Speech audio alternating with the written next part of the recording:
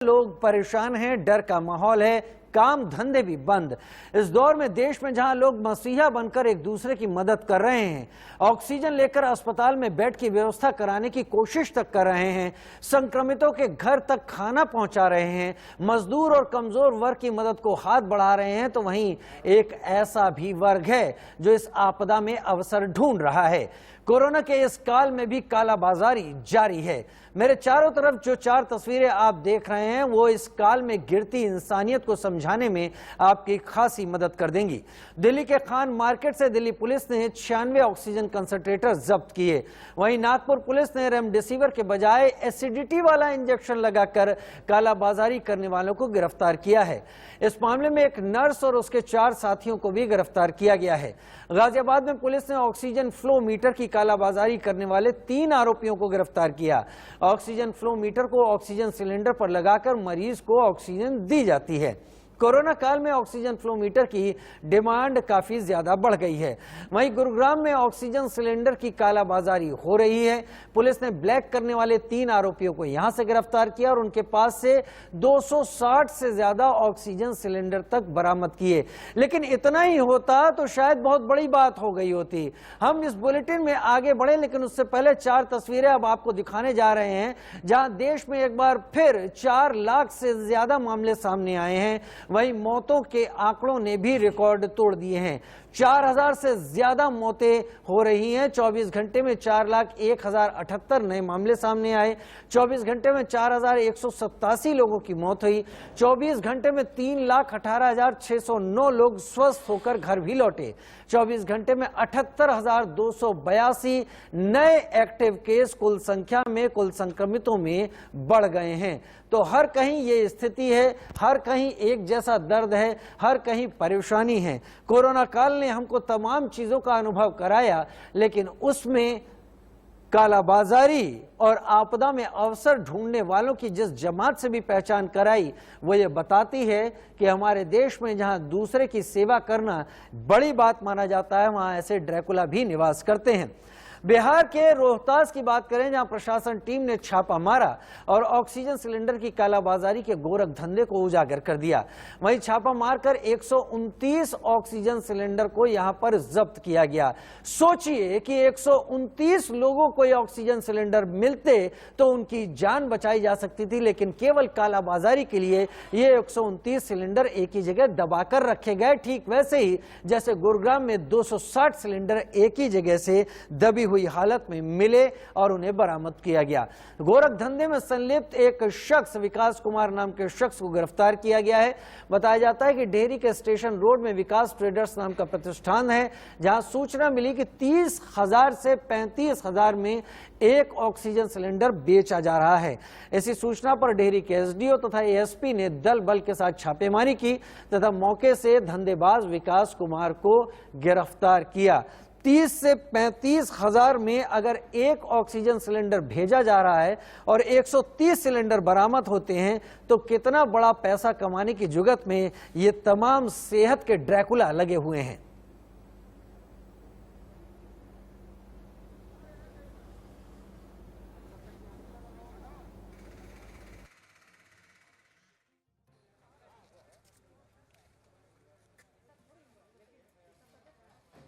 Country में और हम लोग कोविड पेशेंट के इलाज के लिए अनुमंडल अस्पताल में इलाज कर रहे हैं। नारायण मेडिकल है, सदर अस्पताल में, सब जगह चल रहा है। उसी बीच में आज हम लोग को कुछ जनप्रतिनिधियों और यहाँ के सामाजिक सेवियों के द्वारा पता चला विकास ट्रेडर्स के द्वारा 30,000 से अधिक में एक सिलेंडर बिक्री किया जा रहा है और 4,000 से 4,500 में उनका रेगुलेटर और ऑक्सी फ्लो मीटर लगा के टोटल 35,000 रुपये लिया जा रहा है, जो इस आपदा को अवसर में बदल रहे हैं। इसी के मद्देनजर टीम बनाकर टाउन एसएचओ, कार्यपालक दंडाधिकारी, बीडीओ, सीओ के नेतृत्व में यहाँ छापेमारी कराएगी, जिसमें खाली और भरे टोटल 82 सिलेंडर जब्त किए गए हैं। साथ ही इनके द्वारा विकास कुमार के द्वारा बताया गया कि 40 सिलेंडर ये वेस्ट बंगाल रिफिलिंग के लिए भेजे हैं। इनके ऊपर जो ड्रग कंट्रोल के अंतर्गत एफआईआर और आपदा अधिनियम के अंतर्गत एफआईआर लॉन्च कराया जा रहा है। साथ ही इस सिलेंडर को जब्त करके हम लोग उपाधीक्षक अनुमंडल अस्पताल को सौंप रहे हैं ताकि इसका सदुपयोग भी हो सके। बिल्कुल, इनके जो ओनर हैं विकास कुमार, वो मौके पे गिरफ्तार किए गए हैं, उन पर FIR करके उनको जेल भेजा। ये एक ऐसा दौर है जब उम्मीद की जा सकती थी कि तमाम लोगों को, क्योंकि ये वायरस किस तरह की चाल चल रहा है, किस तरह से म्यूटेट हो रहा है, परिवर्तन कर रहा है, लोगों को अपने शिकंजे में ले रहा है, लोग मुकाबला नहीं कर पा रहे। यही वो वक्त था जब इस महामारी के दौर में, इस बीमारी के दौर में लोगों को एक दूसरे की मदद के लिए सामने आना चाहिए था। लोग मदद के लिए आए, लेकिन उससे कहीं ज्यादा छुपे हुए ऐसे भितरघाती भी सामने आए जिनका केवल और केवल एक ही उद्देश्य रहा, तड़पते परेशान दुखी लोगों से जितना चाहे, जितना मन करे उतना कमा लो, शायद ये मौका फिर कभी ना आए, लिहाजा इस बीमारी को ही आपदा में अवसर की तरह उन्होंने बना लिया। मेरे साथ तमाम खास मेहमान जुड़ रहे हैं और तमाम खास मेहमान इस दौर की परेशानी को भी सामने रखेंगे और साथ ही क्या किया जाना चाहिए, क्या नहीं किया जा सका, उस पर भी मंथन करने की कोशिश करेंगे। मेरे साथ मनोज यादव जी बीजेपी के प्रवक्ता इस वक्त जुड़ गए हैं, मेरे साथ संजीव झा साहब आम आदमी पार्टी से प्रवक्ता इस वक्त जुड़ गए हैं, संजय द्विवेदी साहब शिवसेना के प्रवक्ता मेरे साथ इस वक्त जुड़े हैं, सुजाता जी मेरे साथ जुड़ी हैं, YSRCP की प्रवक्ता मेरे साथ जुड़ गई हैं, और सुरेंद्र राजपूत साहब भी मेरे साथ जुड़ेंगे जो कि कांग्रेस के प्रवक्ता हैं मेरे साथ। सबसे पहले शुरुआत बीजेपी प्रवक्ता मनोज यादव साहब आपसे ही कर लेता हूं। सवाल मेरा ये कि हमारा वो देश है जहां पर नागपुर के एक उम्रदराज बुजुर्ग शख्स की भी कहानी सामने आती है, जहां पर उन्होंने जब ये देखा कि एक नौजवान को बेड की जरूरत है तो उन्होंने ये कहते हुए अपनी तरफ से एफिडेविट तक दे दिया कि उन्होंने जिंदगी जी ली है, अब इस शख्स की जान बचाने के लिए कोशिश की जाए। हमारा देश इस तरह की उदाहरण देने वाला देश है, लेकिन हमारे देश से ऐसे भी तमाम लोग निकल कर आए हैं जिन्होंने शायद इस आपदा को एक अवसर के रूप में देख लिया है। 260 सिलेंडर गुरुग्राम से जब्त किए जाते हैं, 500 ऑक्सीजन कंसंट्रेटर दिल्ली से जब्त किए जाते हैं, 129 बिहार से जब्त किए जाते हैं डेहरी के पास से, और पूरे देश में कहीं बहुत ऐसे ही कालाबाजारियों और जालसाजों का एक जाल फैला हुआ है। मनोज जी, क्या है आम आदमी की परेशानी का हल? क्या आम आदमी केवल इंतजार में रहेगा और व्यवस्थाओं की जगह ये चोरी लुटेरी जालसाजी करने वाले पूरी तरह से सक्रिय रहेंगे?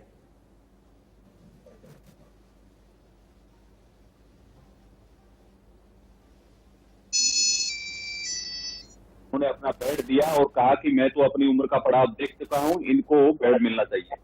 ये मानवता दिखाता है, ये व्यक्ति की मानवता दिखनी चाहिए। और इस महामारी के काल में जब मानवता त्राही त्राही कर रही है, जब सब कुछ त्राही त्राही कर रहा है, जब सब कुछ छिन्न भिन्न हो चुका है, उस समय कुछ अवसरवादी लोग, कुछ असामाजिक लोग हैं, कुछ राजनीतिक दल भी है, कुछ बुद्धिजीवी भी है, कुछ ऐसे लोग हैं जो सोशल मीडिया पे प्रोपेगेंडा भी फैला रहे हैं, और कुछ ऐसे जालसाज हैं जो चाहते नहीं है कि मानवता बची रहे और मानवता को तार करने का प्रयास कर रहे हैं। आप देख सकते दिल्ली के अंदर ही इमरान हुसैन मुख्यमंत्री की केजरीवाल जी बार बार कहते हैं कि ऑक्सीजन की कमी हो रही है, ऑक्सीजन की कमी हो रही है, लेकिन उन्हीं के मंत्री के पास में एक दस्ता मिलता है इमरान हुसैन के पास में।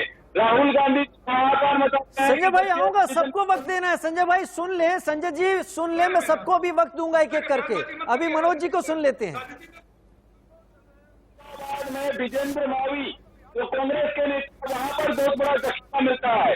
तो मुझे समझ नहीं आ रहा है कि मानवता त्राही त्राही कर रही है, अब हाथ बढ़ाना चाहिए हमें, लेकिन कुछ सामाजिक तत्व है जो चाहते हैं कि सरकार भी फेल हो, और ये दिखाने का प्रयास चल रहा है पूरे देश भर में कि सरकार कहीं ना कहीं फेल हो रही है, और बार बार नरेंद्र मोदी जी के ऊपर टिकटा फोड़ा जाता है। लेकिन मैं राज्यों से पूछना चाहता हूँ, क्या राज्यों की जिम्मेदारी नहीं है इनके ऊपर लड़ाई की जाए? क्या राज्यों की जिम्मेदारी नहीं है इसके एक दिमाग में की जाए? क्या राज्यों की जिम्मेदारी नहीं है कि एक प्रोटोकॉल बनाया जाए कि इस तरह के जालसाजों पर कार्रवाई हो तरीके से?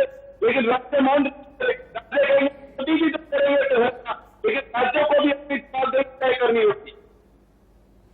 मनोज जी, बात तो आप सही कह रहे हैं, सरकार तमाम चीजें कर रही है और मैं इस आपदा के दौर में कोई राजनीतिक बहस करने के इच्छुक भी नहीं हूं और चाहता भी नहीं हूं, क्योंकि आप सब लोग इतने वरिष्ठ हैं और आप सब लोग तमाम दलों की तरफ से यह तक कहा जा चुका है कि अभी जनता को फौरी तौर पर सबसे पहले राहत पहुंचाने की बात होगी। बाकी चीजें तो अगर लोकतंत्र और जनता और देश बचा रहेगा तो वो होती रहेंगी। लेकिन मेरा सीधा सा सवाल बस यही था आपसे कि जब सब कुछ व्यवस्था के हाथ में होता है तब ये कालाबाजारी अचानक सक्रिय क्यों हो जाते हैं।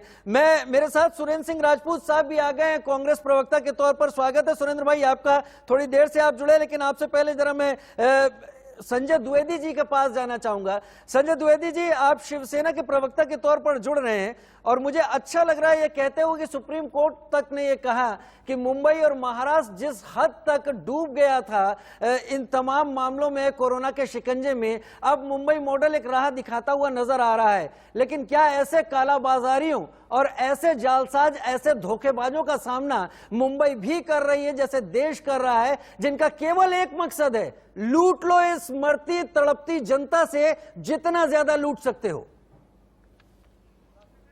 राशिद जी, वैसे आज मैंने डिबेट में निश्चय किया कि मैं कोई राजनीतिक चर्चा नहीं करूंगा, राजनीतिक के आरोप के ऊपर लगाऊंगा। मैं सबसे पहले बात करना चाहता हूँ, आज 10 दिन से आप देखिए 4,000 के लगभग मरीज जो हमारे हो रहे हैं, श्रद्धांजलि देता हूँ, नमन करता हूँ। ऐसी मौतें ना हो कभी देश में जिस तरह से मौतें हो रही। मैं दूसरी बात कहना चाहता हूँ, आप देखिए ये अभी प्रवक्ता भारतीय जनता पार्टी वैसा राज्य सरकारों पर आरोप लगा रहे थे, कितना दुखद है, बहुत ही इतना दुखद है ये, इसको इनको इस समय किसी पर कोई आरोप नहीं लगाना चाहिए।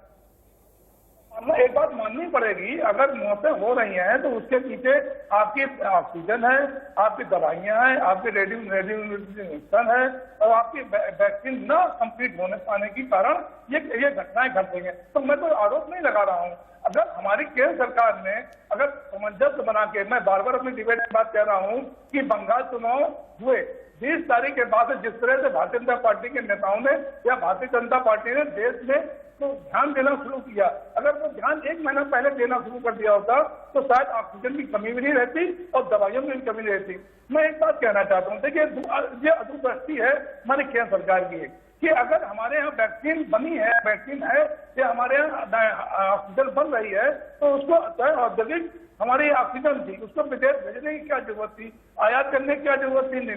तो ये चीजें ध्यान रखना चाहिए कि इस तरह की चीजें नहीं होनी चाहिए। हमें तैयारी, आज जैसे 3rd वेव की बात चल रही है तो 3rd वेव काम के लिए बच्चों पर इम्पैक्ट आ सकता है, तो उसके लिए तैयारी तो केंद्र सरकार, राज्य सरकार मिलकर करेगी। अभी आपने महाराष्ट्र सरकार का उदाहरण दिया, ब्रेक ट्रेन का सबसे पहले निर्णय अगर लिया था तो महाराष्ट्र सरकार ने लिया था, जिसमें कुछ लोगों ने, मैं नाम नहीं लूंगा किसी पार्टी का, लोगों ने विरोध भी जताया था कि नहीं ये निर्णय गलत है। मैं कह रहा हूँ संजय भाई ठीक है संजय भाई, और भी मेहमान है, लेकिन मेरा आपसे एक सवाल रहेगा और मैं आपके जरिए और भी तमाम पैनलिस्ट तक ये सवाल पहुंचाऊंगा।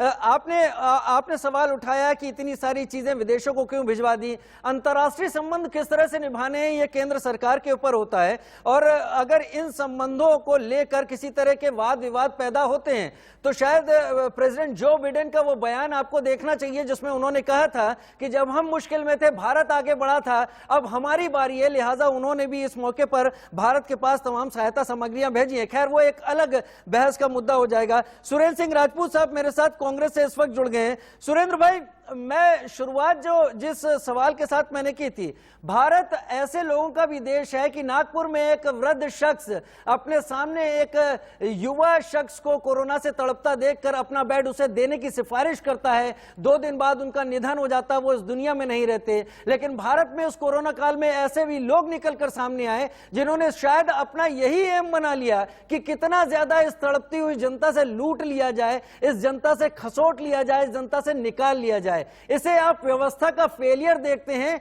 या हमारे समाज में इस तरह की दीमक जो लगी हुई है जिसे खत्म करने की अब तक कोशिश नहीं हुई, वो इस कोरोना काल में लोगों की जान पर भारी पड़ रही है? सुरेंद्र भाई, बड़ा पुरानी सी एक बात थी कि कहते हैं ना कि बर्बाद गुलिस्तां करने को जब एक ही उल्लू काफी था, यहाँ तो हर शाख पे उल्लू बैठा है, अंजाम गुलिस्तां क्या होगा। आप 3 भागों में देखिए इस बात को तो सारी चीजें क्रिस्टल क्लियर हो जाएंगी। पहला भाग जो था पहली लहर के बाद जिस तरीके से हमारे पास, मेरी आवाज मुझे गूंजने लगे, इसको ठीक कर दीजिए। थोड़ा सा देखिए, रिवर्ब्स ना जाएं, जरा देख लीजिए। हाँ, मैं आपको बताऊं, जब पहली लहर आई थी उसके बाद आपने 150 देशों में अपने आप को विश्व गुरु बता दिया था और आपने कहा था हमने ये तैयारी कर ली, वो तैयारी कर ली। वो जो बड़बोलापन था और तैयारी आपने नहीं की थी, 50,000 वेंटिलेटर का ऑर्डर दिया था और एक भी वेंटिलेटर अभी तक काम नहीं कर रहा है। तो इन सारी चीजों को आपको देखना पड़ेगा कि वेंटिलेटर भाई पीएम केयर फंड से क्यों नहीं काम कर रहे। दूसरी बात, जब लगातार प्रधानमंत्री के जो स्वास्थ्य सलाहकार थे डॉक्टर विजयन, उन्होंने लगातार कहा था कि मार्च में सेकंड वेव आ रही है, उनकी चेतावनी को नजरअंदाज क्यों केंद्र सरकार ने किया। तीसरी बात जो है कि जिस वक्त उनकी चेतावनी बार बार जा रही थी और वो केंद्र सरकार के सलाहकार थे, किसी और के नहीं, कोई इंडिपेंडेंट नहीं। उसके बाद आप आ जाइए कि आप ऑक्सीजन वो कर रहे थे, हम रेमडेसिविर हम वैक्सीन की बात नहीं करते, लेकिन आप इस चीज को देखिए, जिस तरीके की कालाबाजारी हो रही है। कालाबाजारी होती ही तब है जब मार्केट में शॉर्टेज होती है। और मुझे दुख के साथ कहना पड़ रहा है, क्योंकि अभी यहाँ पर भारतीय जनता पार्टी के आदरणीय प्रवक्ता हैं, इनको सिर्फ राहुल गांधी दिखाई देते हैं और विदेश की बड़ी, मतलब इसको कहा जाए ओछे स्तर की राजनीति करते हैं। हम आपसे पूछ रहे हैं, एक हफ्ते पहले जो है वो सहायता आ गई थी अमेरिका से, इंग्लैंड से, फ्रांस से, वो कल तक जो है वो दिल्ली के एयरपोर्ट पर 300 टन सामग्री पड़ी रही, वो धूल क्यों फाक रही? एक हफ्ते तक राज्य सरकारों को नहीं मिली। आप उसके अलावा आप एक नहीं, मैं आपको 1000 चीजें बताता हूं। ऑक्सीजन देना केंद्र सरकार की जिम्मेवारी, हम ये नहीं कहते कि क्या नाम उसको वो करना, लेकिन केंद्र सरकार अपनी जिम्मेवारी, रेमडेसिविर देना केंद्र सरकार की जिम्मेवारी, वो वैक्सीन देना। अब वैक्सीन को कह रहे थे साहब हमने 3000 करोड़ रुपए दे दिए, उन्होंने मांगे थे सीरम इंस्टीट्यूट ने नवंबर में, आपने किया 28 अप्रैल को। उसके बाद आप कह रहे हैं कि हमने 11 करोड़ वैक्सीन का ऑर्डर दे दिया। झूठ पे झूठ, 28 अप्रैल को आपने 11 करोड़ वैक्सीन का ऑर्डर दिया, एक दिन में आ जाएंगी क्या? 40 लाख टीके लग रहे थे, आज की डेट में 18 लाख टीके रोज लग रहे हैं। अगर मैं गलत कह रहा हूं तो मुझे बता दीजिए आप। नहीं, एकदम जिस तरीके, तो इसमें कालाबाजारी होना स्वाभाविक है, क्योंकि आपने कृत्रिम अभाव पैदा कर दिया। मैं तो आरोप लगाता हूं केंद्र सरकार के ऊपर। मनोज भाई एक मिनट, मनोज भाई नहीं, मनोज भाई रुकिए, मनोज भाई रुकिए, मनोज भाई नहीं, मनोज भाई बहस ऐसे नहीं, मनोज भाई हाथ जोड़ के निवेदन है, ऐसे नहीं, मनोज भाई मौका मिलेगा आपको, मौका मिलेगा मनोज भाई। नहीं, इस तरीके से नहीं, मनोज भाई करते नहीं, मैं मनोज भाई आता हूं आपके पास, आता हूं, मेरे पास संजीव झा साहब जुड़े हुए हैं। नहीं मनोज भाई आप अपने हिसाब से, बहुत लॉजिकल सवाल है मनोज भाई, बहुत लॉजिकल सवाल है सुरेंद्र सिंह राजपूत के, और चुभ रहे हैं इसलिए आप बीच में दखल देकर जवाब देना चाहते हैं। सुरेंद्र सिंह राजपूत कतई गलत नहीं कह रहे हैं, कालाबाजारी होती ही तब है जब कृत्रिम अभाव पैदा हो जाता है। मैं आता हूं आपके पास, मैं आता हूं। संजीव झा ये बताइए, ऑक्सीजन को लेकर दिल्ली ने एक जगह से दूसरी जगह तक एक दौड़ के, कोर्ट तक जाके दिल्ली सरकार हर जगह पहुंचती रही। आज स्थिति यह है कि मुख्यमंत्री केजरीवाल कह रहे हैं कि हमारे पास पर्याप्त मात्रा में ऑक्सीजन आनी शुरू हो गई है, अब हम किसी को भी ऑक्सीजन की कमी से मरने नहीं देंगे। लेकिन उसके बावजूद दिल्ली में ही वो ड्रैकुला बैठे हुए निकलते हैं, जिनके पास से 500 ऑक्सीजन कंसंट्रेटर निकलते हैं, जिनके पास छुपी हुई एम्बुलेंस निकलती है, जिनके पास पल्स ऑक्सीमीटर निकलते हैं, जिनके पास वॉल्व निकलते हैं। ये कालाबाजारी किस हद तक दिल्ली के अंदर दीमक की तरह घुस गई है, इसकी वजह क्या है और दिल्ली के हालात क्या हैं? और देखिए, आपने बिल्कुल ठीक कहा कि ऑक्सीजन की भारी कमी थी। मैं धन्यवाद करता हूं माननीय अदालत का और केंद्र सरकार का भी कि अदालत के कहने पे इन्होंने ऑक्सीजन की उपलब्धता बढ़ाई। हालांकि पिछले 2 दिन से फिर जो उपलब्धता होनी चाहिए थी वो नहीं आई, जिसकी बात हमने अलग अलग प्लेटफॉर्म पर रखा है। कल की ही बात करें तो कल केवल 472 मीट्रिक टन आई, जबकि हमें 700 मीट्रिक टन तो माननीय सुप्रीम कोर्ट ने कहा है, और मुझे लगता है 972 मीट्रिक टन की हमारी वैसे जरूरत है। लेकिन जो आपका दूसरा सवाल है वो बहुत महत्वपूर्ण है कि ये कालाबाजारी क्यों हो रही है, या ऑक्सीजन कंसंट्रेटर की, या मेडिसिन की, या बाकी सब चीजों की। देखिए, एक चीज समझना पड़ेगा कि ये ऑक्सीजन कंसंट्रेटर बाहर से आते हैं, तो मुझे लगता है कि ये कस्टम क्लियरेंस में हमें यह ध्यान रखना चाहिए कि ये कहां कहां जा रहा है। अगर हम वहीं से इसकी, चूंकि आज ये नेशनल असेट्स हैं जिसको कि जरूरत है, हॉस्पिटल्स में जरूरत है, अलग अलग नर्सिंग होम में इसके इलाज के लिए, ये प्राइवेटली कैसे एक्वायर किया जाए, अगर उस पर हम अगर अपनी निगरानी रखें तो शायद ये इस तरह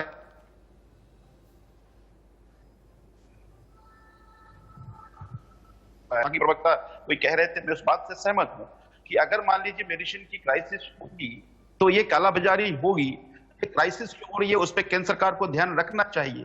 तीसरी बात मैं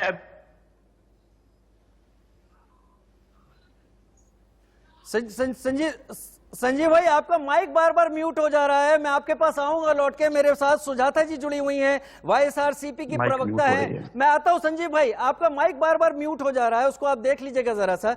सुजाता जी, क्या स्थिति है आपके राज्य में, क्या तैयारी आपकी सरकार की है, और क्या आपकी सरकार को भी इस तरह के ब्लैक मार्केटियर से जूझना पड़ रहा है? जो ऑक्सीजन सिलेंडर किसी मरीज के पास होना चाहिए था, वो अगर किसी गोदाम में छुपा कर रखा गया है, 800-850 रुपए की कीमत का ऑक्सीजन सिलेंडर अगर 30,000 में बेचा जा रहा है, तो क्या इस तरह के अनुभव से आप भी लड़ रहे हैं, और उसके लिए क्या उपाय आप लोगों के पास है?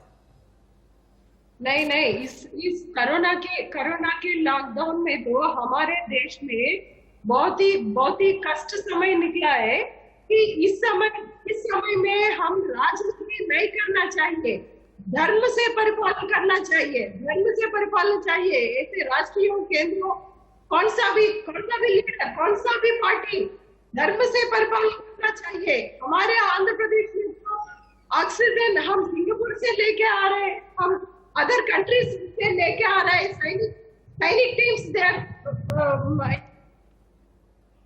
मगर दिल्ली में तो ये जो विजिलेंस का डिपार्टमेंट है, विजिलेंस का डिपार्टमेंट हर राष्ट्र में होता है। ये जो आप लोग काले बाजार के बोलते हैं ना, ये क्यों कंट्रोल क्यों नहीं कर रहे हैं लोग?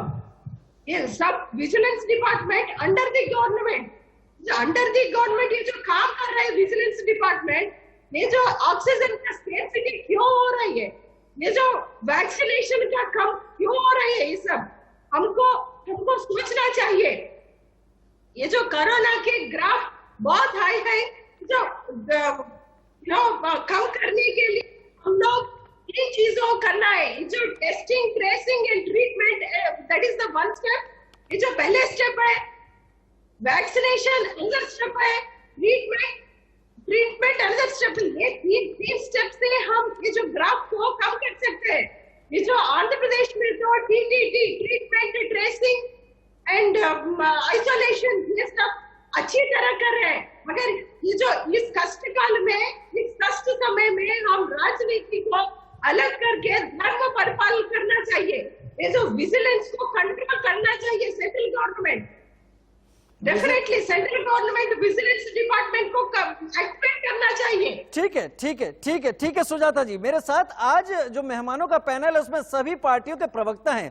मैं फिर भी आप लोगों के सामने एक आम नागरिक के तौर पर, भूल जाइए कि मैं इस शो का मॉडरेटर हूं, मैं अपनी भी तकलीफ आपके सामने रखता हूं। मैंने भी वैक्सीन के लिए लाइन लगाने की कोशिश की और मुझे भी 2 से 3 बार लौटना पड़ा है। मैंने भी अपना RT-PCR टेस्ट कराने के लिए जब ऑनलाइन जाकर बुकिंग कराने की कोशिश की तो आप लोग यकीन नहीं कर पाएंगे कि मुझे 7 दिन बाद घर पर सैंपल लेने की डेट मिली और उसके 3 दिन बाद मुझे रिपोर्ट मिलने की डेट। अगर 10 दिन कोई एक आम आदमी किसी दूर दराज के शहर में इसी इंतजार में लगा देगा कि उसको ये रिपोर्ट कंफर्म कि वो पॉजिटिव है, नेगेटिव है, तो इस तरह के कालाबाजारी सक्रिय तो होंगे ही। मनोज यादव जी, क्या गलत कह दिया सुरेंद्र सिंह राजपूत साहब ने? आप लोगों ने चेतावनियों को नजरअंदाज किया, कृत्रिम अभाव पैदा कर दिया। अरे टेस्ट से लेकर एम्बुलेंस तक लोग परेशान हैं। मनोज जी, आंकड़ों में मत जाइए, जमीन पर यही हाल है। देखिए, ऐसा है कि अब मुझे बारी बारी से आप मुझे जवाब देने दीजिएगा। मैं शिवसेना और कांग्रेस का एक बार जवाब दूंगा, उसके बाद आम आदमी पार्टी का जवाब दूंगा, क्योंकि तीनों पक्ष बैठे हुए। देखिए, ऐसा है कि ये वो लोग हैं जो लोग बोलते थे कि लॉकडाउन नहीं लगना चाहिए, अर्थव्यवस्था बर्बाद हो जाएगी। आज वही राहुल गांधी हैं कि बोल रहे हैं कि लॉकडाउन होना चाहिए। कंफ्यूज है टोटल। और वैक्सीन का जहां तक जवाब है, मैं जवाब दे देता हूं। सुनते रहिए सुरेंद्र सिंह राजपूत जी, सुनते रहिए। वैज्ञानिकों का अपमान करने वाले आप और आपकी राहुल गांधी गैंग है। जो इन्होंने वैक्सीन बनाया तो बोला अभी ट्रायल ठीक नहीं हुआ। ड्रग कंट्रोल ऑफ इंडिया बोल रहा था कि ये इसका ट्रायल ठीक हो चुका है, लेकिन ये बार बार चिल्लाते रहे। और जहां तक वैक्सीन की बात है, मैं बता देता हूं, अभी 16 करोड़ 26 लाख वैक्सीन लग चुके हैं और 89 लाख खुराकें 89 लाख खुराकें राज्यों के पास में है अभी भी, और 28 लाख वैक्सीन की डोज अभी 2 दिन में और मिल जाएंगी। जहां तक ऑक्सीजन का जवाब है, तो मैं ऑक्सीजन का भी जवाब दे देता हूं। देखिए, आम आदमी पार्टी की तो एक अद्भुत पार्टी है, जिसके कैसी डिमांड होती है वो समझ से बाहर है। मैं आपको बताता हूं, इन्होंने क्या किया कि इन्होंने केस दिए। राघव चड्डा ही बोले थे, राघव चड्डा जी ने रिपोर्ट जारी किया था 3 मई को कि 85,000 केस है। इन्होंने डिमांड किया 976 मीट्रिक टन ऑक्सीजन का, लेकिन बाद में 93,000 केस दिखाए और 700 मीट्रिक टन की ये लोग मतलब डिमांड कर रहे थे। जब पेशेंट कम थे तो डिमांड इनकी ज्यादा थी, अब पेशेंट ज्यादा है तो इनकी डिमांड कम हो गई है। हाई कोर्ट से भी ये लोग फटकार लगवा चुके हैं। देखिए, ऐसा है, मैं तथ्यों में नहीं कहना चाहता, लेकिन मैं बता देना चाहता हूं, ये जो लोग बैठे हुए हैं ना, मैं पूछता हूं, पंजाब के अंदर रेमडेसिविर इसी तरह बहाया गया है भाखड़ा नंगल नदी के अंदर, कौन जिम्मेदार है? क्या कैप्टन अमरिंदर सिंह जिम्मेदार है? नरेंद्र मोदी जी जिम्मेदार है? मनोज जी ठीक है, समय ब्रेक का हो गया है, समय ब्रेक का हो गया है, लेकिन मैं आपको एक बात बताऊं, मनोज जी, आदरणीय मनोज सर, समय ब्रेक का हो गया है, लेकिन आपने कोरोना काल में सामने आ रहा है। लेकिन इस बीच एक बड़ी खबर से शुरुआत कर लेते हैं। DCGI ने ड्रग 2-डिऑक्सी डी ग्लूकोज को इमरजेंसी अप्रूवल दे दिया है। इस ड्रग को DRDO ने बनाया है, जिन पर इसका टेस्ट किया गया, उनकी रिपोर्ट नेगेटिव आई है। शुरुआती ट्रायल में मरीज के ऑक्सीजन लेवल में सुधार हुआ है। भारत की एक और कोशिश, भारत के वैज्ञानिकों और रिसर्च करने वालों की एक और बड़ी कोशिश, करीब 110 मरीजों का DCGI ने इस 2-डिऑक्सी डी ग्लूकोज को टेस्ट की रिपोर्ट आने के बाद अप्रूवल दे दिया है। और अब माना जा रहा है कि इसके इमरजेंसी इस्तेमाल से वो लोग जो गंभीर स्थिति में हैं, उनको बेहतर सांसें और जिंदगी दी जा सकेगी। और स्वास्थ्य मंत्रालय के ताजा बयान के मुताबिक देश में कोरोना की दूसरी लहर का कहर है। 24 राज्यों में पॉजिटिविटी रेट 15% से ज्यादा है और 12 राज्यों में 1 लाख से ज्यादा एक्टिव केस है। महाराष्ट्र, उत्तर प्रदेश, दिल्ली और छत्तीसगढ़ में अब मामलों में कमी आ रही है। कर्नाटक, केरल, बंगाल और तमिलनाडु में इजाफा होता हुआ दिखाई पड़ रहा है। केरल, बंगाल, तमिलनाडु, ये 3 वो राज्य हैं जहां पर अभी विधानसभा चुनाव भी हुए हैं। यहां मामले बढ़ते हुए दिखाई दे रहे हैं। हालांकि महाराष्ट्र, मध्य प्रदेश की बात करें, उत्तर प्रदेश की बात करें तो अब मामलों में कमी आती दिख रही है। उधर देश में कोरोना की दूसरी लहर के बीच इसकी तीसरी लहर आने की भी बात होने लगी है और ये बात केंद्र सरकार की ओर से ही आई है। हालांकि सरकार भी इस पर एक राय नहीं बना पा रही। 2 दिन पहले तीसरी लहर की चेतावनी देने वाले principal scientific adviser Vijay Raghavan शुक्रवार को फिर मीडिया के सामने आए। उन्होंने कहा कि यदि हम मजबूत उपाय करते हैं तो हो सकता है कि कोरोना की तीसरी लहर सभी जगहों पर ना आए या फिर कहीं भी ना आए। What next? Where does SARS coronavirus 2 go from here? A phase 3 is inevitable, given the high levels of circulating virus. But it's not clear on what time scale this phase 3 will occur. Hopefully, incrementally, but we should prepare for new waves. If we take strong measures, the third wave may not happen in all the places or indeed anywhere at all. It depends much on how effectively the guidance is implemented at the local level, in the states, in districts and in the cities everywhere. और उधर additional health secretary आरती आहूजा ने जो कुछ कहा वो भी आपको सुनाते हैं। देश का एक चित्र देखें तो हम देखते हैं राज्यों में कि जिन राज्यों में एक्टिव केसेस 50,000 से कम हैं, 50,000 से 1 लाख के बीच हैं और एक्टिव केसेस 1 लाख से ज्यादा हैं, उनकी यहाँ मैपिंग की गई है।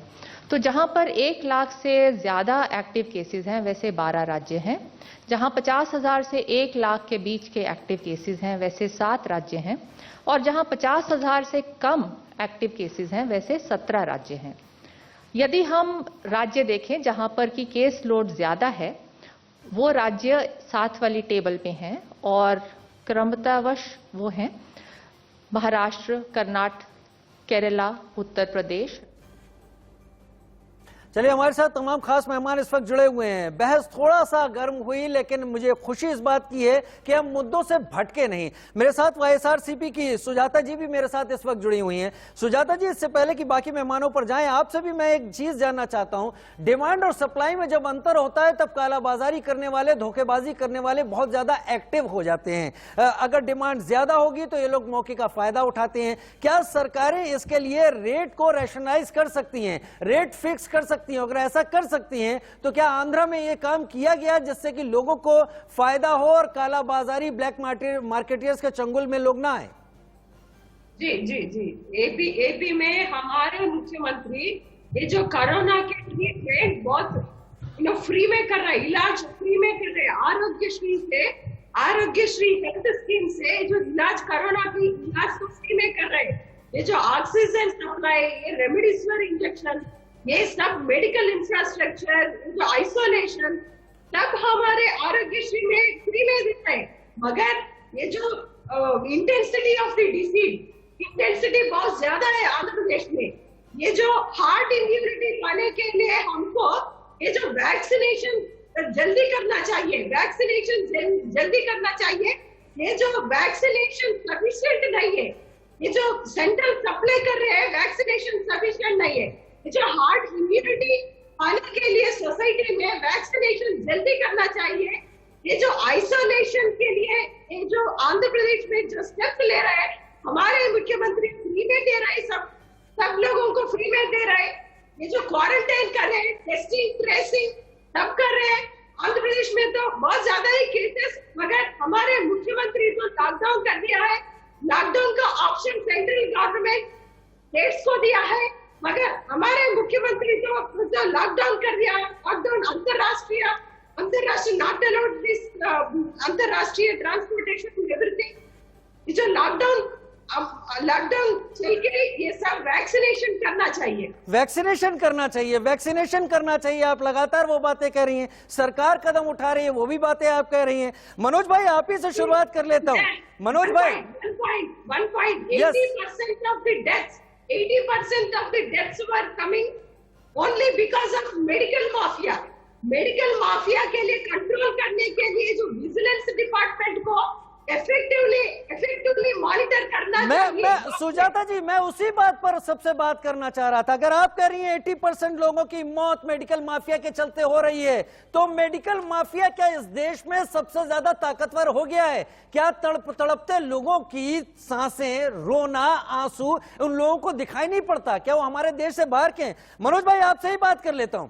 मनोज भाई, वैक्सीनेशन की बात कर रही थी सुजाता जी। आपने पिछली बार तमाम आंकड़ों पर अपने सहयोगी राजनीतिक दलों की तो खिंचाई कर दी, आपने मेरे सवालों के जवाब नहीं दिए। मनोज भाई, बुरा तो आपको लगेगा, 16 करोड़ लोगों का आंकड़ा हेल्थ मिनिस्टर डॉक्टर हर्षवर्धन दे रहे हैं। हमारे देश की जनसंख्या 130 करोड़ से कुछ ज्यादा है। आप अंदाजा लगाइए, 35 महीने आपको और चाहिए जिस स्पीड से आप अभी वैक्सीनेशन पूरे देश में कर रहे हैं। और उस बीच में जो खेल चल रहा है, जहां पर व्यवस्था नहीं दिख रही और जबरदस्त पैसा कमाने वाले लोग खुलेआम काम कर रहे हैं, पकड़े जा रहे हैं, लेकिन लोगों की कमी नहीं हो रही। अब मेरे सवालों का जवाब दे दीजिए मनोज भाई।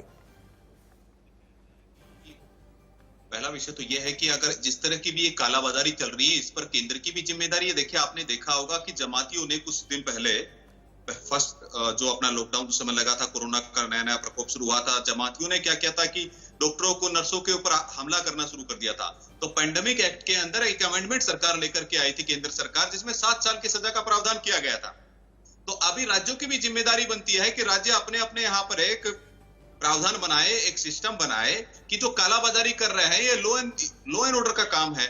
और यहाँ पर जो जितने भी लोग हैं जो पकड़े जा रहे हैं, उनके खिलाफ में सीधी बात क्रिमिनल चार्ज लगाना चाहिए और इनको अरेस्ट करना चाहिए। और मीडिया की भी जिम्मेदारी और जनता की भी जिम्मेदारी है कि ऐसे लोग, इमरान हुसैन जैसे जो लोग हैं, आम आदमी पार्टी के जो मंत्री है, उस पर मुझे बताइए संजीव झा जी की पार्टी ने क्या कार्रवाई की? मुझे बताइए विजेंद्र मावी जो कांग्रेस के फरीदाबाद के नेता है, उस पर क्या कार्रवाई की गई?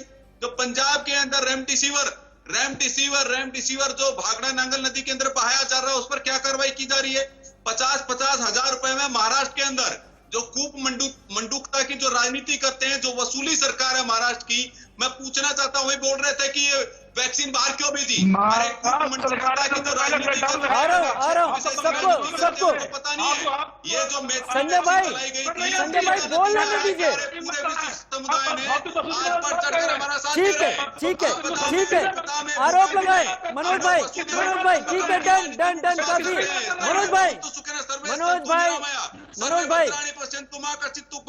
मनोज भाई मंडूकता की राजनीति से मनोज भाई के जो प्रतिनिधि बैठे हुए हैं महाराष्ट्र से, वसूली सरकार के जो प्रतिनिधि बैठे हैं, उनको समझाइए। मनोज भाई एक मिनट मनोज भाई मुझे बताइए, बनाए एक मिनट। सरकार है। ठीक है बस काफी है। मैं क्षमा चाहूंगा मनोज भाई। अब इंटरवीन करना पड़ेगा। नहीं मनोज भाई, अब सुनिए मुझे, अब मैं आपको मौका नहीं दूंगा। अब आपको माफी चाहता हूँ। ठीक है कृपा कर फेडर डाउन करे, कृपा कर। मनोज भाई बहुत हो गया, आपको बहुत मौका दे दिया। मनोज भाई टेस्ट का रैशनलाइजेशन नहीं हुआ, रेट्स क्यों नहीं फिक्स किए गए? आप ऑनलाइन चले जाइए तो 700 रुपए में टेस्ट हो रहा है, आरटीपीसीआर का 1200 में भी हो रहा है। रेमडेसिविर मिल रही है तो जालसाजों के पास जा रही है। ऑक्सीजन कंसंट्रेटर, पल्स ऑक्सीमीटर, ये सारी चीजें आप केवल आरोप क्यों लगा रहे हैं? एक मिनट, मैं एक करके आता हूं। सुरेंद्र सिंह राजपूत साहब बहुत हो गया। सुरेंद्र सिंह राजपूत साहब, टेस्ट से लेकर एम्बुलेंस तक आदमी रो रहा है, लेकिन समझ में नहीं आता कि जमीन पर क्यों चीजें नहीं मिलती। लोगों की कितनी लाशें गिनी जाएंगी आगे आने वाले दिनों में। मैं आपको पहले तो प्रणाम करता हूं कि आज जो है आप सच में, आप और आपका चैनल जो एक विपक्ष की भूमिका निभानी चाहिए, सरकार की कमी पर प्रश्न करने चाहिए, वो किसी की भी सरकार हो, आप उस पर प्रश्न कर रहे हैं, आप बधाई के पात्र हैं। इन्होंने भी बार बार पंजाब की बात करी, तो मैं आपको इनकी जानकारी के लिए बता दूं, वो नकली रेमडेसिविर थे। पंजाब सरकार या पंजाब के क्षेत्र में आने से पहले इतना खौफ है पंजाब की कांग्रेस सरकार का कि उन्होंने उसमें बहा दिए भाखड़ा नंगल, और उनको पकड़ा जाएगा। हो सकता है कोई भाजपाई कनेक्शन ना निकल आए, इसमें थोड़ा बच के रहिए। दूसरी बात मैं आपसे बताना चाह रहा हूं, तीन चीजें। अब मनोज जी अपने बीच में क्या है यार, ये मजाक है। अरे मजाक तो आप कर रहे हैं, आपके राहुल गांधी कर रहे हैं, चीन का चंदा। मनोज जी आपको भी मौका मिलेगा। मनोज जी मिलेगा। संजय द्विवेदी जी भी इंतजार कर रहे हैं। मनोज जी सुरेंद्र जी को सुन लीजिए। मनोज जी सुन लीजिए, जितना बोलेंगे आईना आपकी तरफ हो जाएगा। मनोज जी, सुरेंद्र भाई को सुनिए, संजय जी को सुनिए। एक विपक्ष ही है जो आपको जगा सकता है। सुरेंद्र भाई की आवाज, सुरेंद्र भाई का फेडर ऑन किया जाए, सुरेंद्र भाई की आवाज सुनाई जाए। सुरेंद्र भाई मैं 3-4 चीजें बताता हूं इनकी। ये असल बात, मूल रूप से इनका मानना ये है कि चीन से तो सेना लड़ेगी, मीडिया पाकिस्तान से लड़ेगा, कोरोना जनता से, मतलब जनता कोरोना से स्वयं लड़ेगी, और नरेंद्र मोदी जी और भाजपा सिर्फ चुनाव लड़ेंगे। जब सारा ये खत्म हो जाएगा ना कोरोना, फिर एक दिन हमारे साहब आएंगे और कहेंगे हमने फिर विश्व गुरु हो गए। अब आप देखिए, ऑक्सीजन की कमी केंद्र सरकार जिम्मेवार, वेंटिलेटर की कमी केंद्र सरकार जिम्मेवार, आप हमको बता दीजिए मेडिकल इक्विपमेंट की शॉर्टेज केंद्र सरकार जिम्मेवार, आप और सरकार शुतुरमुर्ग की तरीके से। भाई ये क्या बदतमीजी कर रहे हैं? किस तरीके के अहमक आदमियों को बुला लिया आपने जो लगातार पूछते जा रहे हैं? शर्म नहीं आ रही है? ये इस तरीके की बदतमीजी बेहूदियां कर रहे हैं और निर्लज्जपना कर रहे हैं। ऐसा लग रहा है जैसे इनके ऊपर, अरे भाई अब आपको नहीं कह रहे, आपकी सरकार को कह रहे हैं, और नरेंद्र मोदी को कह रहे हैं जगाइए उसको। अगर आप आदरणीय प्रधानमंत्री को नहीं जगाएंगे तो यकीन मानिए कोरोना कल आपके घर में भी दस्तक दे सकता है। मेरे घर में देख चुका है, मैं कोरोना पॉजिटिव रह चुका हूँ। सुन लीजिए आप इसकी आवाज को। ठीक है बोलने का मौका। सुरेंद्र भाई बात कंप्लीट करें। मनोज भाई सुरेंद्र भाई को सुन ले, हो सकता है वो कोई ऐसी बात बताए जो शायद किया जाना चाहिए था। अब मैं आपसे बताऊं वैक्सीनेशन की बात। अब देखिए कितना झूठ बोल रही है सरकार, अपनी जिम्मेवारी से पल्ला झाड़ती है। सरकार कहती है हमने ग्लोबल टेंडर कर दिया है वैक्सीनेशन का, उत्तर प्रदेश की सरकार भी कह रही है, केंद्र की सरकार भी कह रही है। आज तक ग्लोबल टेंडर नहीं किया इन्होंने, अभी तक इस वक्त तक कोई ग्लोबल टेंडर नहीं हुआ है। आप समझिए 36,000 करोड़ का बजट इन्होंने रखा था केंद्रीय बजट में, अभी तक उसमें से मात्र 4,500 करोड़ खर्च किए इन्होंने। अरे सारी के सारे पैसे की वैक्सीन खरीदिए और पोलियो ड्राइव की तरीके से आप वैक्सीन लगवा दीजिए, 1 महीने में हो जाएगा। आज मुझे दुख होता है कहने में केंद्र सरकार को कि 40 लाख वैक्सीन केंद्र सरकार लगवा रही थी रोज, आज घट के 11 लाख हो गई। 2000 आप ही कह रहे थे 2022 से 2023 तक नहीं लगा पाएंगे, तब तक नेक्स्ट आ जाएगी। तो ये कह रहे 16 करोड़ लगा। सच बात है कि फुल वैक्सीनेशन पूरे देश की मात्र 2.49% जनता का हुआ है, मात्र 2.49% का। और ये मेरा आंकड़ा नहीं है, ये डॉक्टर हर्षवर्धन का आंकड़ा है जिनको डबल डोज की है। तीसरी बात, कि किसी भी सूरत में सितंबर से पहले किसी सूरत में 18 साल के लोगों को मास ड्राइव नहीं कर सकते, क्योंकि वैक्सीन है ही नहीं इनके पास। स्पुतनिक नहीं आ पा रही, फाइजर को इन्होंने नहीं ला पा रहे हैं, ये सीरम वाले डोजों को इसलिए नहीं दे पा रहे हैं कि इनको नवंबर में 3,000 करोड़ रुपए देना था, 28 अप्रैल को 3,000 करोड़ दिया है। इस सरकार ने हम सब लोगों को मरने के लिए छोड़ दिया है। अपने आप इंतजाम कीजिए, मानिए मेरी बात, मरने के लिए छोड़ दिया है। नहीं, ये शब्द भी अगर इस्तेमाल होते हैं ना मनोज भाई, तो हमें दुख होता है। ये शब्द भी इस्तेमाल आपके सहयोगी हैं सुरेंद्र भाई भी, वो भी प्रवक्ता है एक पार्टी के। हर घर मोदी, घर घर मोदी, हमने सुना है। हर घर टीका, घर घर टीका क्यों नहीं हो रहा? संजय द्विवेदी जी बात करेंगे। हर घर टीका, घर घर टीका होना चाहिए ऐसा। संजय द्विवेदी बताएं। टीवी चैनल पर बैठ करके बड़ी ठीक है, मैं संजय द्विवेदी जी को मौका दे रहा हूँ। मनोज भाई बहुत मौका है, संजय द्विवेदी जी। संजय द्विवेदी जी, संजय द्विवेदी जी, मैं आरोपों प्रत्यारोपों में बहुत ज्यादा नहीं जाऊँ। संजय भाई जी,